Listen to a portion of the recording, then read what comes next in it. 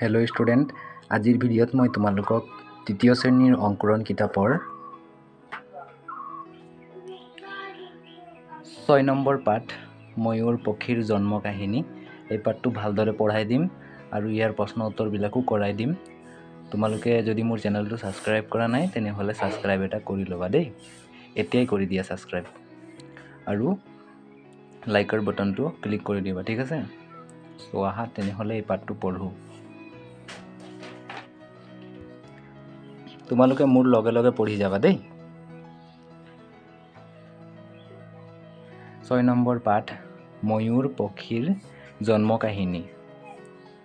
স্বৰ্গৰ দেৱতাসকলৰ ৰজা ইন্দ্ৰ। দেৱৰাজ ইন্দ্ৰৰ ৰাজসভাত কেইগৰাকী নৰ্তকী ইন্দ্ৰৰ ৰাজসভাত কেইগৰাকী মানে কেইবাগৰাকীও নৰ্তকী আছিলে, নাচনী। তাৰে ভিতৰত এগৰাকী হ'ল বালিমাহী চৰাই। মৰতৰ বতৰা ল'বলৈ ইন্দ্ৰই বালিমাহীক প্ৰতি বছৰে একোবাৰ পৃথিৱীলৈ পঠিয়ায়। মানে বালিমাহী চৰাইক বছৰত এবাৰ পঠিয়ায় ইন্দ্ৰ ৰজাই। বালিমাহী পৃথিৱীলৈ আহে আৰু উভতি গৈ মৰ্তৰ সৌন্দৰ্যৰ বিষয়ে দেৱৰাজৰ সভাত বিৱৰি কয়। এদিনাখন বালিমাহীয়ে পৃথিৱীত দেখি অহা সৰিয়হ ফুলৰ সৌন্দৰ্যৰ কথা বৰ্ণাই আছিল। সেই সময়ত দেৱৰাজৰ জীয়াৰী দেৱকন্যাও ৰাজসভাত উপস্থিত আছিল। বালিমাহীৰ মুখে মৰ্ত্যৰ ৰং-ৰূপ বৰ্ণনা শুনি সেই ৰূপ চাবলৈ দেৱকন্যাৰ হেঁপাহ জাগিল। ইন্দ্ৰৰ ছোৱালীজনীৰ কি হ'ল, এদিন হেঁপাহ জাগিল যে ময়ো পৃথিৱীলৈ যাম আৰু চাম কেনেকুৱানো পৃথিৱীখন। দেৱকন্যাই পিতাকৰ পৰা মৰ্ত্যলৈ যাবলৈ অনুমতি বিচাৰিলে। তেতিয়া দেউতাক ক'লে যে ময়ো যাম পৃথিৱীলৈ, বাবা মোক অনুমতি দিয়া বুলি ক'লে। জীয়েকৰ কথা শুনি দেৱৰাজ বৰ চিন্তাত পৰিল। কিন্তু দেৱকন্যাই নেৰানেপেৰাকৈ লাগি থকাত অৱশেষত অনুমতি দিব লাগিলে, মানে অনুমতি দিবলগীয়া হ'লে। দেৱৰাজে বালিমাহীক মাতি দেৱকন্যাক লগত লৈ মৰ্ত্যলৈ যাবলৈ আদেশ দিলে। তেতিয়া হেমন্ত কাল আছিল, মানে তেতিয়া ঠাণ্ডা দিন আছিল। পৃথিৱীত কুঁৱলীৰ পাতল আৱৰণ। আটক ধুনীয়া বস্ত্ৰ পিন্ধি সাজি-কাচি দেৱকন্যা মৰ্ত্যলৈ যাবলৈ ওলাল। তেওঁ পৃথিৱীৰ সৌন্দৰ্য কাপোৰত বুটা বাছি অনাৰ কথা ভাবিলে। সেয়েহে লগত এখন তাঁতশালো ল'লে। বালিমাহীয়ে অতি যত্নৰে তাঁতশালখন আৰু দেৱকন্যাক পৃথিৱীলৈ আনিলে। ঠিক আছে, বালিমাহী চৰাই কি কৰিলে, দেৱকন্যা মানে ইন্দ্ৰৰ ছোৱালী জীয়ৰীজনক পৃথিৱীলৈ লৈ আনিলে, ঠিক আছে। তাৰপাছত পৃথিৱীৰ ৰূপত দেৱকন্যা মুগ্ধ হ'ল। পৃথিৱীখন চাই একদম দেৱকন্যা আনন্দিত হৈ গ'ল। সৰিয়হ এডৰাই তেওঁক বিমুগ্ধ কৰিলে। দেৱকন্যাই বালিমাহীৰ লগত সৰিয়হডৰাৰ মাজে মাজে আৰু নৈৰ পাৰে পাৰে নাচি নাচি জঁপিয়াই ফুৰিবলৈ ধৰিলে। কিছুদিন এনেদৰে পাৰ হৈ গ'ল। বালিমাহীয়ে দেৱকন্যাক সৰগলৈ পুনৰ উভতি যোৱাৰ কথা মনত পেলাই দিলে। তেতিয়া বালিমাহীয়ে কৈছে, তুমি বহুত দিন থাকিলা পৃথিৱীত, এতিয়া ব'লা সৰগলৈ যাবলৈ হ'ল, সময় হ'ল বুলি ক'লে। কিন্তু দেৱকন্যাই মৰ্তৰ ফুলৰ চানেকি তাঁতত বাচিবলৈ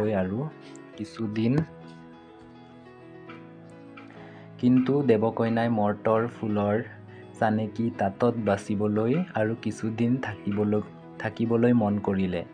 বালিমাহী অকলেই সৰগলৈ গুচি গ'ল। মৰ্তত ঘূৰি ফুৰোতে দেৱকন্যাই নানা ফলৰ লগত এদিন ধতুৰা গছৰ গুটিও খালে। ফলত তেওঁ সৰগৰ কথা পাহৰিবলৈ ধৰিলে। লাহে লাহে কি কৰিলে, ইন্দ্ৰৰ জীয়ৰী পৃথিৱীত আহি সৰগৰ কথা পাহৰিবলৈ ধৰিলে। এনেকৈ আৰু কিছুদিন পাৰ হ'ল। লাহে লাহে পৃথিৱীৰ স্বৰূপ সৌন্দৰ্য দেৱকন্যাক আমোৱালে। এদিন পৃথিৱীলৈ অহা বালিমাহীক দেৱকন্যাই পুনৰ লগ পালে। দুয়ো সৰগলৈ যাত্ৰা কৰিলে। কিন্তু দেৱকন্যা মেঘ পাৰ হৈ সিপাৰলৈ যাব নোৱাৰি পুনৰ পৃথিৱীত পৰিলহি। বালিমাহীয়ে ইন্দ্ৰক এই দুখৰ বতৰা দিলেগৈ। লাষ্টত কি হ'ল, দেৱকন্যা যোনটো ইন্দ্ৰৰ ছোৱালী আছিল, পৃথিৱীত আহিছিল, সেই লাষ্টত যাব নোৱাৰিলে আৰু পৃথিৱীৰ পৰা মেঘ পাৰ হ'ব নোৱাৰিলে, পৃথিৱীতে আহি পৰি থাকিলে। ঠিক আছে। তেতিয়া দেৱৰাজ ইন্দ্ৰই কৈছে যে দেৱৰাজে সকলোবোৰ ঘটনা সৰগৰ পৰাই দেখি আছিল। তেওঁ ক্ষুব্ধ হ'ল। সৰগৰ পৰাই তেওঁ জীয়েকক ক'লে, তুমি অখাদ্য বস্তু খাই ভুল কৰিলা। এতিয়া তুমি পৃথিৱীতে ময়ূৰ পক্ষী হৈ থাকা। তোমাৰ ফুলাম কাপোৰ সাজেই ময়ূৰ পক্ষীৰ ফুলাম পাখি হৈ জিলিকি থাকক। এয়াই ময়ূৰ পক্ষীৰ জন্ম কাহিনী। ঠিক আছে। ময়ূৰ পক্ষী কেনেকৈ জন্ম হৈছিলে? ময়ূৰ পক্ষী আছিলে দেৱৰাজ ইন্দ্ৰৰ জীয়েক আছিলে ময়ূৰ পক্ষী। পৃথিৱীত সৌন্দৰ্য চাবলৈ আহি পৃথিৱীতে থাকিবলগীয়া হ'ল দেৱকন্যাৰ। ঠিক আছে। চ' এই পাৰ্টটো ইমানেই আছিলে। তো তোমালোকে কিমান বুজি পাইছা কমেণ্টত জনাবা। ঠিক আছে। আৰু এতিয়া ইয়াৰ কুৱেশ্যন এনচাৰ্ছসমূহ কৰি দিম। ঠিক আছে। তোমালোকে ভালদৰে লিখি যাবা। তো আহা ইয়াৰ কুৱেশ্যন এনচাৰ্ছসমূহ কৰোঁ। তো প্ৰথম প্ৰশ্ন, ক স্বৰ্গৰ ৰজাজনৰ নাম কি? স্বৰ্গৰ ৰজাজনৰ নাম হৈছে ইন্দ্ৰ। খ প্ৰশ্ন, তেওঁৰ ৰাজসভাৰ নৰ্তকী চৰাইজনীৰ নাম কি? উত্তৰ বালিমাহী চৰাই। গ প্ৰশ্ন, দেৱকন্যা মৰ্ত্যলৈ যাওঁতে লগত কি লৈ গৈছিল? উত্তৰ তাঁতশাল লৈ গৈছিল। ঘ প্ৰশ্ন, দেৱকন্যা তাঁতশালখন কিয় নিছিল? উত্তৰ পৃথিৱীৰ সৌন্দৰ্য কাপোৰৰ বুটা বাছি আনিবৰ কাৰণে নিছিল।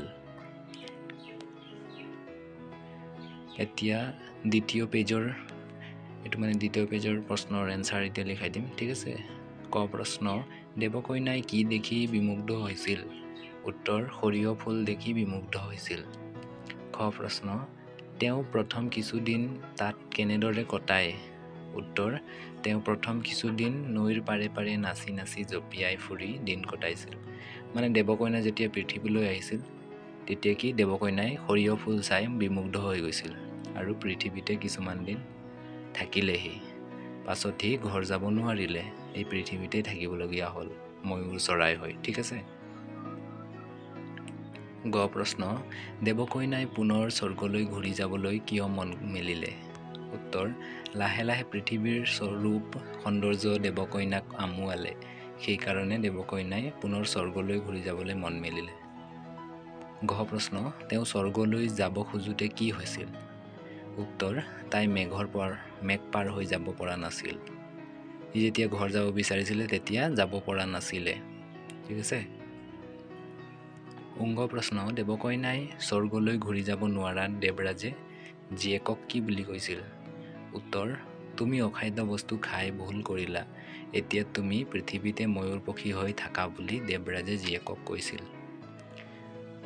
মানে লাষ্টত কি হ'ল, দেৱকন্যাটো যাব নোৱাৰিলে। ঠিক আছে।